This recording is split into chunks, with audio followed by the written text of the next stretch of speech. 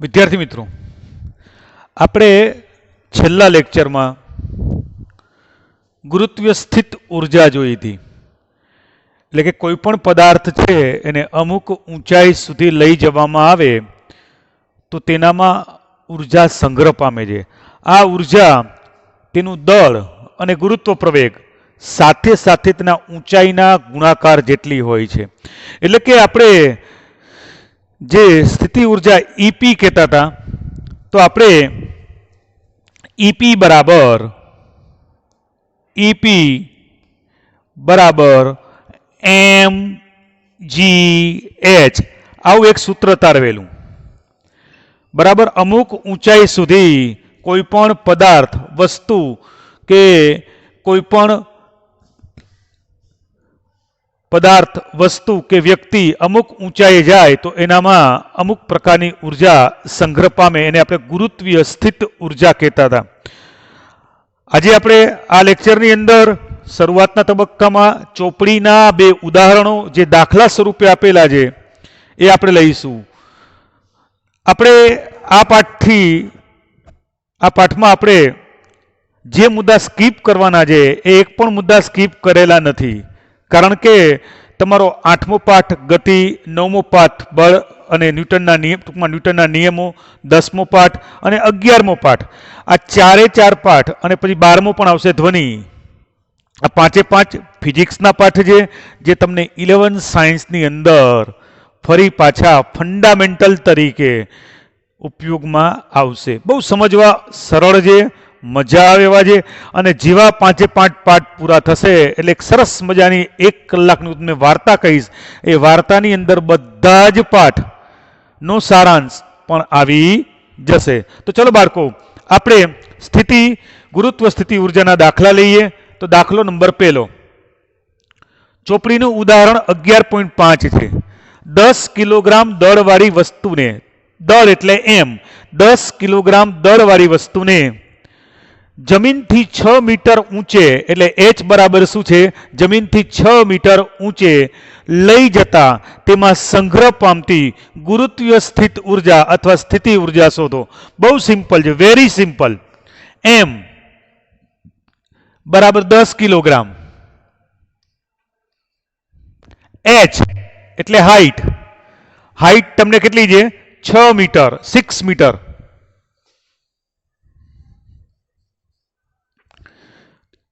ગુરુત્વ સ્થિત ઉર્જા ઈપી તમારે શોધવી છે. તો ઈપી ગુરુત્વ સ્થિત ઉર્જા બરાબર સૂત્ર શું છે, એમ જી અને એચ. મિત્રો રેગ્યુલર તમે વિડીયો જોતા રહેજો તો જ મજા આવશે. હવે ઈપી બરાબર એમ જી એચ. એમ એટલે દળ, દળ કેટલું છે, 10 કિલોગ્રામ. જી એટલે ગુરુત્વ પ્રવેગ. જો ગુરુત્વ પ્રવેગ તમને અહીં આપી દીધો છે 9.8 મીટર પ્રતિ સેન્ટીમીટર સ્ક્વેર, એટલે 98/10. અને ઊંચાઈ એચ, હાઈટ એટલે 6. આ બંને ઉડી ગયા. 9 છક 54 એટલે 540, 8 છક 48, 8 છક 48 એટલે 48 અને 540 એટલે લગભગ 548 માં 40 ઉમેરો એટલે 588, 588, 588. ગુરુત્વ બરાબર એટલું જ આપેલું છે, 500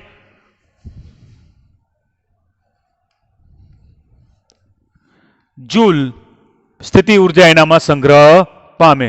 કેટલો સરળ દાખલો છે. ફિઝિક્સના દાખલા હંમેશા સરળ હોય છે, માત્ર ને માત્ર આપણે એના સૂત્રને વ્યવસ્થિત સમજવાના હોય છે. બરાબર, ચલો ત્યાર પછી આપણે દાખલો નંબર 2. આની અંદર જીનું મૂલ્ય શું કે છે, ઉદાહરણ 2, 12 કિલોગ્રામ વસ્તુને જમીનથી અમુક ઊંચાઈએ લઈ જતા તેમાં 480 જૂલ ઉર્જા સંગ્રહ પામે છે. તો વસ્તુની જમીનથી ઊંચાઈ શોધો. અને સરળ કરતા ખાતર આપણી ચોપડીમાં જી બરાબર 10 મીટર પ્રતિ સેકન્ડ સ્ક્વેર આપેલા છે. હવે તમને શું કહે છે આ દાખલામાં? દાખલો નંબર 1 હતો. દાખલો નંબર 2, દાખલો બીજો તમને શું કહે છે કે 12 કિલોગ્રામ વસ્તુ છે, કિલોગ્રામ એટલે કેજી, કેજી એટલે દળ, દળ એટલે એમ બરાબર તમને કેટલા આપ્યા છે 12 કિલોગ્રામ, રાઈટ। 12 કિલોગ્રામ વસ્તુને જમીનથી અમુક ઊંચાઈ લઈ જવાના છે, એટલે ઊંચાઈ તો આપણને ખબર જ નથી, એટલે એચ એટલે ખબર નથી, એટલે પ્રશ્નાર્થ ચિહ્ન। ત્યારે એનામાં સ્થિતિ ઉર્જાનું કાર્ય એટલે ગુરુત્વ સ્થિતિ ઉર્જા ઈપી કેટલી થાય છે 480 જૂલ, 480 જૂલ થાય છે। અને જીનું મૂલ્ય તમને આપી દીધું છે 10 મીટર પ્રતિ સેકન્ડ સ્ક્વેર, સરળતા ખાતર આપેલું છે, છેદ સરળતાથી ઉડી જાય એટલા માટે, બરાબર છે। તો તમારી પાસે સૂત્ર એપ્લાય કરો તો જો આ રહ્યું ઈપી બરાબર mgh, તો ઈપી બરાબર mgh। હવે કેટલું સરળ થઈ ગયું જુઓ, ઈપી ના ઈપી, એમ એટલે દળ,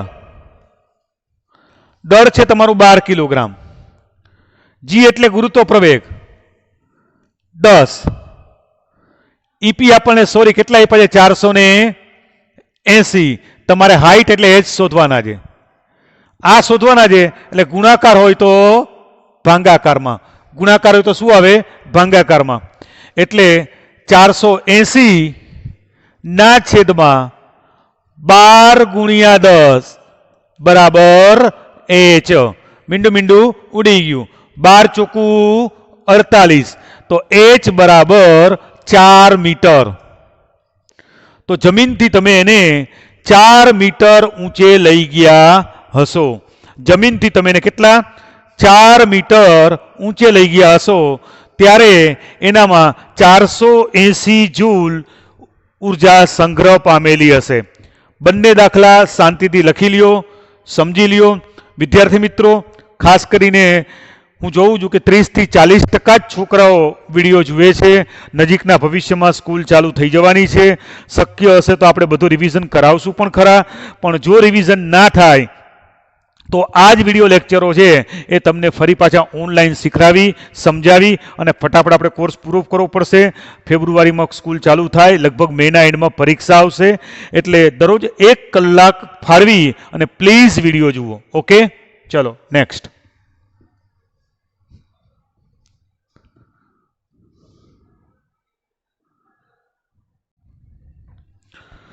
મિત્રો નેક્સ્ટ, હવે આપણો ટોપિક છે ચોપડી પ્રમાણે આપણે જોઈએ તો ઉર્જા સંરક્ષણનો નિયમ, પણ એ પહેલા ઉર્જાના જુદા જુદા સ્વરૂપ, ઉર્જાના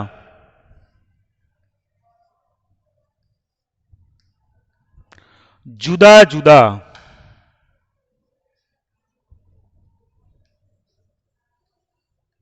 સ્વરૂપ।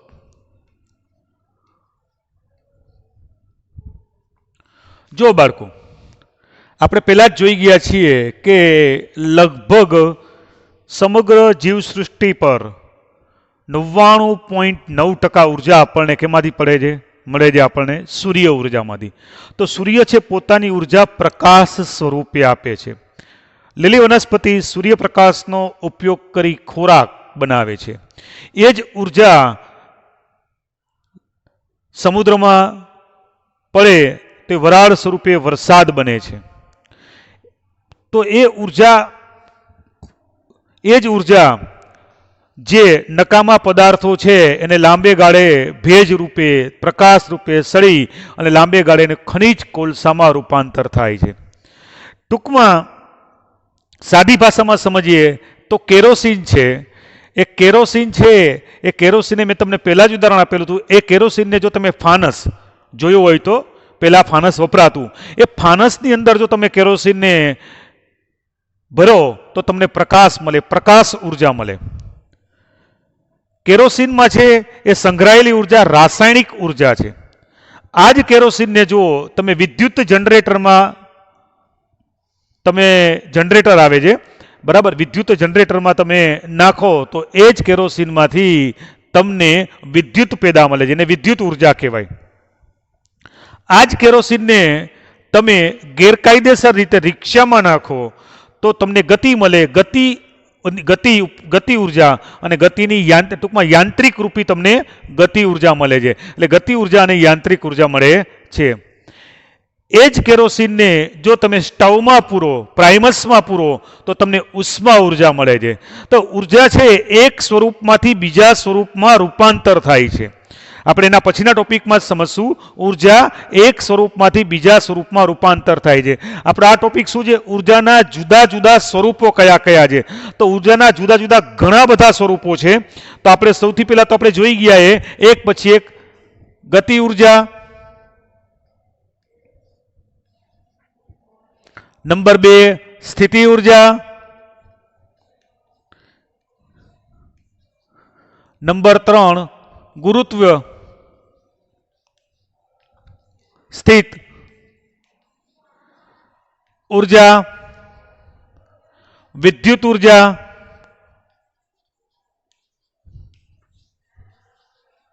રાસાયણિક ઉર્જા,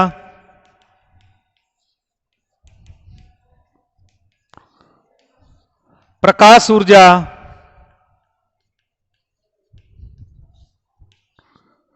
ઉષ્મા ઉર્જા. હવે જે ઉર્જા આપણે લખીએ છીએ ગતિ ઉર્જા અને સ્થિતિ ઉર્જા, ગતિ ઉર્જા અને સ્થિતિ ઉર્જાના સરવાળાને શું કહેવાય? યાંત્રિક ઉર્જા. દાખલા તરીકે પેટ્રોલની અંદર જે ઉર્જા અત્યારે સંગ્રહાયેલી છે, સાદી ભાષામાં માની લો કે આ બોટલ છે, આ બોટલ તમને બતાવું છું, આ બોટલમાં અત્યારે પાણી છે, પણ માની લો કે આની અંદર પેટ્રોલ ભરેલું છે, તો પેટ્રોલમાં જે તાકાત રહેલી છે એની શું કહેવાય? સ્થિતિ ઉર્જા. પણ જો આ જ પેટ્રોલને હું બાઇકમાં મૂકું, બાઇકમાં ભરું અને પછી સ્ટાર્ટ કરવું તો એ ગતિ મળે અને ગતિ દ્વારા યંત્ર ચાલુ થાય. તો ટૂંકમાં યાંત્રિક ઉર્જા એટલે શું? ગતિ ઉર્જા અને સ્થિતિ ઉર્જાના સરવાળાને ગતિ ઉર્જા વત્તા સ્થિતિ ઉર્જા બરાબર યાંત્રિક ઉર્જા.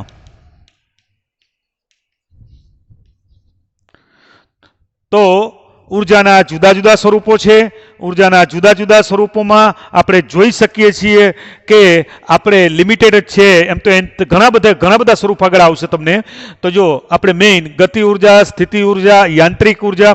યાંત્રિક ઉર્જા કોને કહે છે? તો ગતિ ઉર્જા અને સ્થિતિ ઉર્જાના સરવાળાને યાંત્રિક ઉર્જા કહે છે. ગુરુત્વ સ્થિત ઉર્જા, વિદ્યુત ઉર્જા, રાસાયણિક ઉર્જા, પ્રકાશ ઉર્જા અને ઉષ્મા ઉર્જા, આ ઉર્જાના અલગ અલગ સ્વરૂપ છે. એકબીજામાંથી રૂપાંતરિત સ્વરૂપ પણ છે. અલગ અલગ પણ મળી આવે છે અને રૂપાંતરિત અવસ્થા પણ કરી શકાય છે. એટલે કે ઉર્જા એક સ્વરૂપમાંથી બીજા સ્વરૂપમાં રૂપાંતર થઈ શકે છે. હવે આવે છે મેઇન ઉર્જા સંરક્ષણનો નિયમ.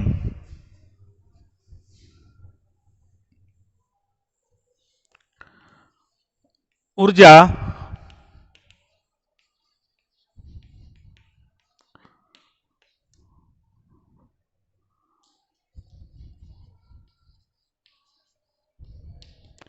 ઉર્જા સંરક્ષણનો નિયમ.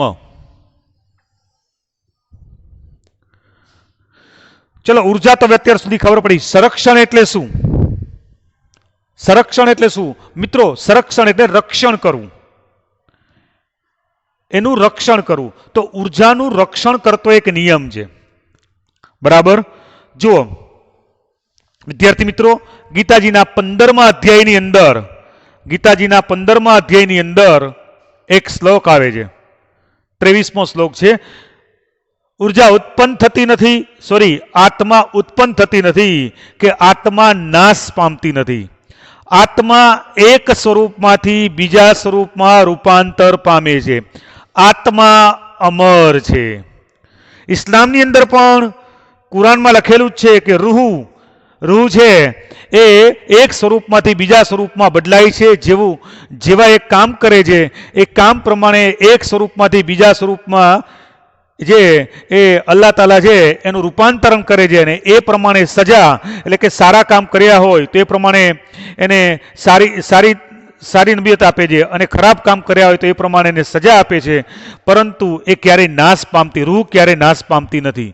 તો રૂહ આત્મા એની જગ્યાએ આપણે ઉર્જા લખીએ તો ઉર્જા ઉત્પન્ન થતી નથી કે ઉર્જા નાશ પામતી નથી. ઉર્જા ઉત્પન્ન થતી નથી કે ઉર્જા નાશ પામતી નથી. માત્ર એક સ્વરૂપમાંથી બીજા સ્વરૂપમાં રૂપાંતર પામે છે. માત્ર એક સ્વરૂપમાંથી બીજા સ્વરૂપમાં રૂપાંતર પામે છે. સમગ્ર વિશ્વમાં ઉર્જાનો કુલ જથ્થો અચળ રહે છે. તો તમને એમ થાય કે સાહેબ હું તો બાઇકમાં પેટ્રોલ ચલાવું છું, બાઇકમાં પેટ્રોલ નાખું છું અને પેટ્રોલ ખલાસ થઈ જાય છે. રાઈટ, ખલાસ થાય જ છે. તમે બાઇકમાં પેટ્રોલ નાખો છો, એ પેટ્રોલ છે એ કેમાંથી મળે છે? તો ક્રૂડ ઓઇલમાંથી મળે છે. ક્રૂડ ઓઇલ કેમાંથી મળે છે? અશ્મિ બળતણમાંથી મળે છે. અશ્મિ બળતણ કેમાંથી મળે છે? લાખો કરોડો વર્ષ પહેલા જે વનસ્પતિ અને પ્રાણીઓના મૃતદેહો જે સડેલા હતા એમાંથી મળે છે. હવે એ પેટ્રોલમાં સ્થિતિ ઉર્જા સંગ્રહાયેલી છે. એ સ્થિતિ ઉર્જાને તમે ગતિ ઉર્જા દ્વારા, યંત્ર દ્વારા કાર્ય કરો છો. તમે કાર્ય કરો છો એટલે તમારી ઉર્જા એક કાર્યમાં વપરાય છે. એટલે કે સ્થિતિ ઉર્જા અને ગતિ ઉર્જા તમે યંત્ર ચલાવજો, યંત્રમાં ચલાવે, યંત્ર કાર્ય કરે છે. કાળક્રમે એ યંત્ર નાશ પામે છે અને ફરી નાશ પામે પછી કોઈ ઉપર લઈ જાય છે? સ્ક્રેપમાં નાખી દઈએ છીએ. સ્ક્રેપમાં નાખી દઈએ એટલે કટકા બટકા કરીને પછી ઉગાડી નાખીને ફરી પાછું આપણે એને લોખંડનો ઉપયોગ કરીએ. અને અધરવાઇઝ છેલ્લે જે નકામી વસ્તુઓ છે એ આપણે દાટી દઈએ છીએ, ફરી પાછી પૃથ્વીને મળે છે. ક્યારેય કોઈ વસ્તુ આપણે લઈ જઈ શકતા નથી. આપણે ઉપર આપણે કોઈ એમ કીધું કે કોઈ એમ કીધું કે હું 50 કરોડ રૂપિયા ઉપર લઈ જઈશ અને ટેસ્ટથી છે જન્નતમાં જઈને વાપરીશ, ક્યારેય વાપરી શકતા નથી. બરાબર છે? આપણે આવ્યા ત્યારે પણ ખાલી હાથે આવ્યા અને જશું ત્યારે પણ ખાલી હાથે જઈશું. એટલે કે ઉર્જા ઉત્પન્ન થતી નથી, એટલે કે આપણે ઉર્જા ઉત્પન્ન કરતા નથી કે આપણે ઉર્જાનો નાશ પણ કરી શકતા નથી. સમગ્ર વિશ્વમાં ઉર્જાનો કુલ જથ્થો અચળ રહે છે. હવે વિજ્ઞાનની પરિભાષામાં આપણે ઉર્જા સંરક્ષણનો નિયમ સમજીએ. તો જુઓ, વિજ્ઞાનની પરિભાષામાં શું કહે છે? ઉર્જા રૂપાંતરની અવસ્થામાં તંત્રની કુલ ઉર્જા અચળ રહે છે. એટલે આપણે કહી શકીએ આ નિયમ અનુસાર ઉર્જા ફક્ત એક સ્વરૂપમાંથી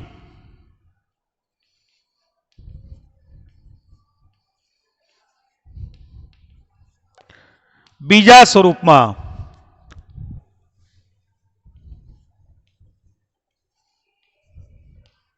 રૂપાંતર પામે છે.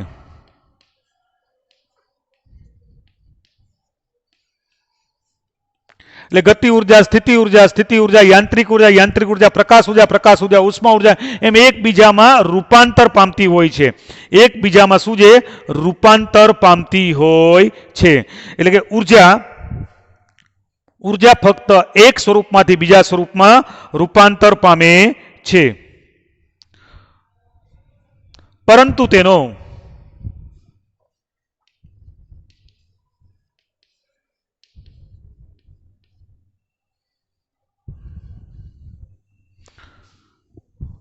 વિનાશ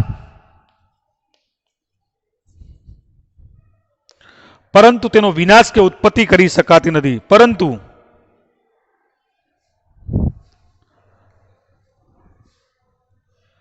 તેની ઉર્જાની ઉત્પત્તિ કે વિનાશ કરી શકાતી નથી.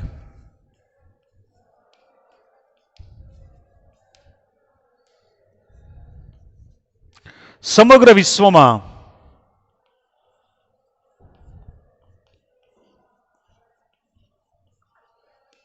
ઉર્જાનો કુલ જથ્થો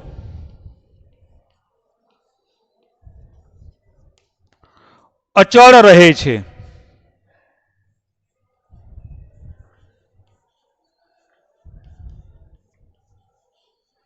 સમગ્ર વિશ્વમાં ઉર્જાનો કુલ જથ્થો અચળ રહે છે.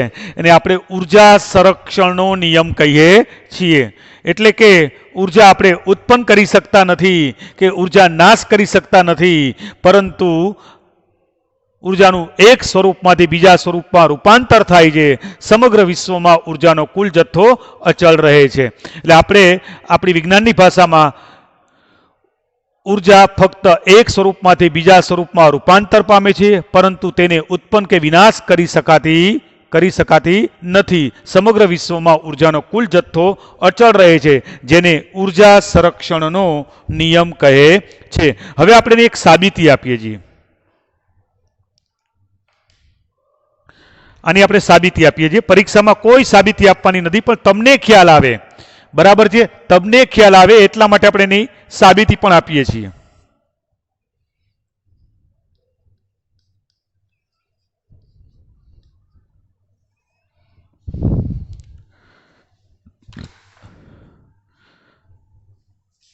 બરાબર, આપણે એની સાબિતી આપીએ છીએ.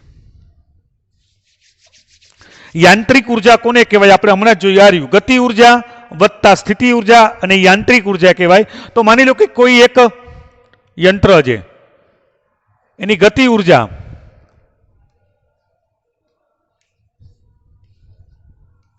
વત્તા યાંત્રિક ઉર્જા, ગતિ ઉર્જા વત્તા સ્થિતિ ઉર્જા.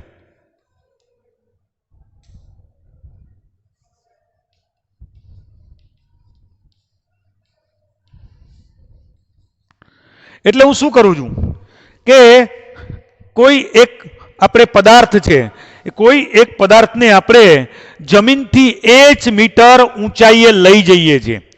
કોઈ એક પદાર્થને આપણે જમીનથી h મીટર ઊંચાઈએ લઈ જઈએ છીએ, એક પહાડ ઉપર લઈ જઈએ છીએ, એટલે એમાં સ્થિતિ ઉર્જા, ગુરુત્વ સ્થિત ઉર્જા સંગ્રહ પામશે, બરાબર છે.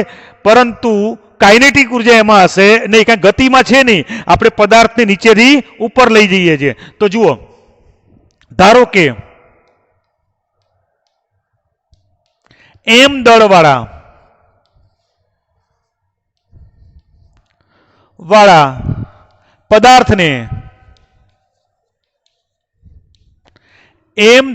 પદાર્થને જમીનથી h મીટર ઊંચે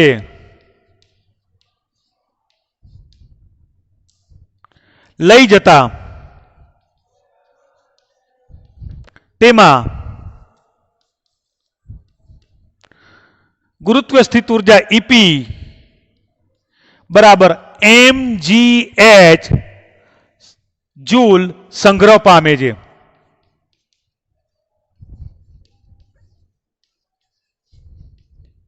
આ વખતે, આ સમયે ગતિ ઉર્જા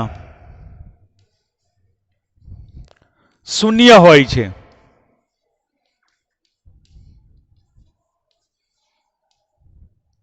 તો જુઓ, આ એક વસ્તુ છે યાંત્રિક ઉર્જામાં, ગતિ ઉર્જા વત્તા સ્થિતિ ઉર્જા બરાબર શું કહેવાય છે? યાંત્રિક ઉર્જા. તો તમે કોઈ એક પદાર્થને એમ ઊંચાઈએ લઈ જાઓ છો ત્યારે તેમાં કોઈક ઉર્જા સંગ્રહ પામે છે, ગુરુત્વ સ્થિત ઉર્જા સંગ્રહ પામે છે, ત્યારે તેની ગતિ શૂન્ય હોય છે, એટલે કે ગતિ ઉર્જા શૂન્ય હોય છે. એટલે અહીં આપણે 0 લખીએ, એટલે કાઇનેટિક યાંત્રિક ઉર્જા E બરાબર સ્થિતિ ગતિ ઉર્જા 0 હોય એટલે શું કરે? mgh થાય છે. જો ધ્યાનથી સમજજો, mgh જ થાય છે, અને પરિણામ નંબર 1 કહી દો. હવે જુઓ, હવે એ વસ્તુને તમે મુક્ત પતન આપો છો, બરાબર છે. એટલે m દળવાળી વસ્તુને કે પદાર્થને ગુરુત્વાકર્ષણ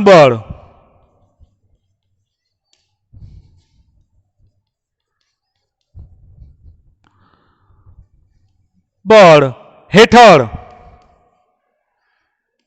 નીચે પડવા દેવામાં આવતા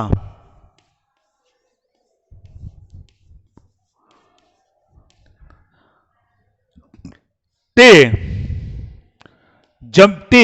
v વેગથી ગતિ કરે છે, જમીન પર પડે છે.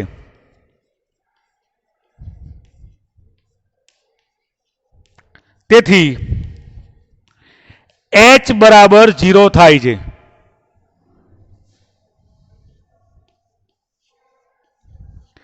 રાઈટ? કોઈ પણ વસ્તુને ઉપર લઈ જાઓ, ઉપરથી તમે નીચે નાખો, નીચે પડે જમીન ઉપર, એટલે ઊંચાઈ કેવી થઈ જાય?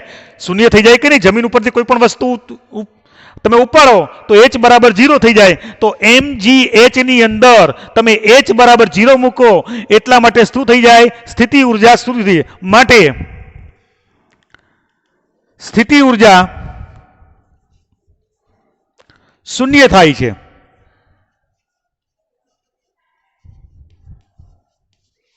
તો ફરીથી આ સૂત્રની અંદર ગતિ ઉર્જા મહત્તમ થઈ જાય છે. ગતિ એકદમ જ્યારે નીચે પડતો હોય ત્યારે ધીરે ધીરે ઉપરથી જ્યારે નીચે પડે ત્યારે નીચે એકદમ સોલિડ ગતિ હોય છે. ગતિ ઉર્જા મહત્તમ હોય છે અને સ્થિતિ ઉર્જા ન્યૂનતમ હોય છે. માટે આપણે જ્યારે માટે એમ કહી શકીએ કે E બરાબર ગતિ ઉર્જા એટલે 1/2 mv².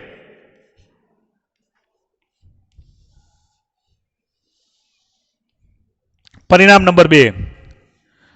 તો મિત્રો હવે જોઈ શકો છો પરિણામ 1 અને 2 એક સાથે નથી. જુઓ, જ્યારે પદાર્થની અંદર કોઈ પણ પ્રકારનું કાર્ય થતું નથી ત્યારે એમાં ગતિ ઉર્જા અને સ્થિતિ ઉર્જા બંને સંગ્રહ પામેલા હોય છે. જેવું પદાર્થ ઉપર કાર્ય કરવાનું ચાલુ થાય ત્યારે એક ઉર્જા વપરાય છે અને એક ઉર્જા ઘટતી જાય. એક ઉર્જા છે એક ઉર્જાનો વધારો થતો જાય છે અને બીજી ઉર્જા છે એ ઘટતી થાય છે. જો ગતિ ઉર્જા મહત્તમ હોય તો સ્થિતિ ઉર્જા ન્યૂનતમ બને. ગતિ ઉર્જા હાઈએસ્ટ હોય તો સ્થિતિ ઉર્જા લોએસ્ટ હોય એટલે શૂન્ય હોય.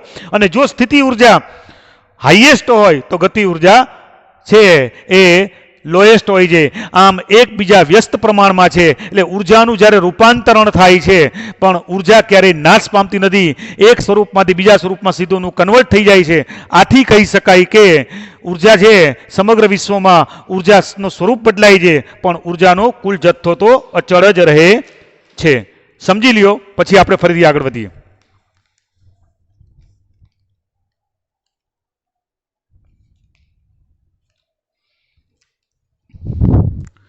બરાબર, હવે આપણે એમાં કહી શકીએ કે આ બધી કન્ડિશનમાં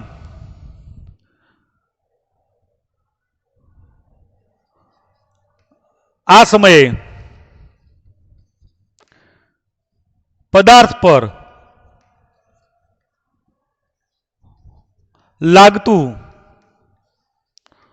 ઘર્ષણ બળ અવગણવામાં આવે છે.